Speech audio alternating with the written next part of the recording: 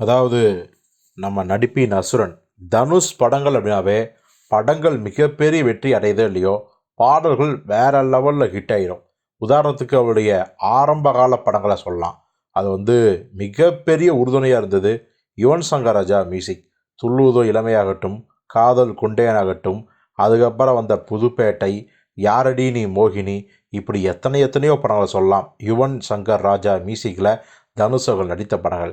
அதுக்கப்புறம் அவருக்கு பார்த்திங்கன்னா நம்ம ஜிவி பிரகாஷ் பல விதங்களில் கை கொடுத்தாரு. பொல்லாதவன், ஆடுகளம், அப்புறம் அசுரன், இப்படி சொல்லிட்டே போகலாம்.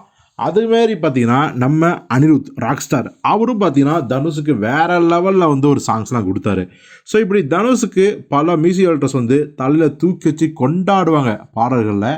ஸோ அப்படிப்பட்ட ஒரு மியூசிக் டைரக்டர் தான் நம்ம தேவி ஸ்ரீ பிரசாத், டிஎஸ்பி என்று அன்புடன் அழைக்கப்படும் இந்த தேவி ஸ்ரீ பிரசாத் அவர்கள் தனுஷுக்கு 2 படங்களில் இதுக்கு முன்னாடி இசையமைத்திருக்கிறார்.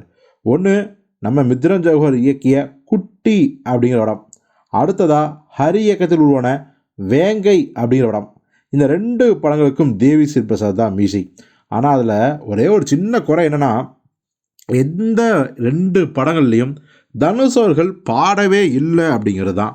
ஸோ இந்த குறையை இப்போது தீர்க்க போகிறாரு நம்ம தேவி ஸ்ரீ பிரசாத். அதாவது சேகர் கமுலா இயக்கத்தில் நம்ம தனுஷ் அவர்கள் நடிச்சுக்கிற படம் தான் குபேரா, தனுஷோட 51வது படம். இதில் நாகார்ஜுனா, நம்ம ராஷ்மிகா மந்தனா, இவங்க எல்லாரும் முக்கியமான கேரக்டரில் நடிச்சிருக்காங்க. தேவி ஸ்ரீ பிரசாத் இந்த படத்துக்கான சாங்ஸ் எல்லாம் வேறு லெவலில் போட்டிருக்காரு. இப்போ இந்த படத்தில் தான் தனுஷ் அவர்கள் முதல் முறையாக தேவி ஸ்ரீ பிரசாத் மியூசிக்கில் ஒரு பாட்டை பாடியிருக்காரு. ஸோ இந்த சாங் நிச்சயமாக பட்டி தொட்டி சிட்டி எல்லாமே அடித்து நொறுக்குங்கிறாங்க. அந்தளவுக்கு யுனிக்கான ஒரு டியூனும் தனுஷோட யுனிக்கான ஒரு வாய்ஸும் இந்த பாடலில் இருக்குங்கிறாங்க. ஸோ பொறுத்து பார்ப்போம் டிஎஸ்பி இசையில் டியின் வாய்ஸ் எப்படி இருக்க போகுது அப்படின்னு.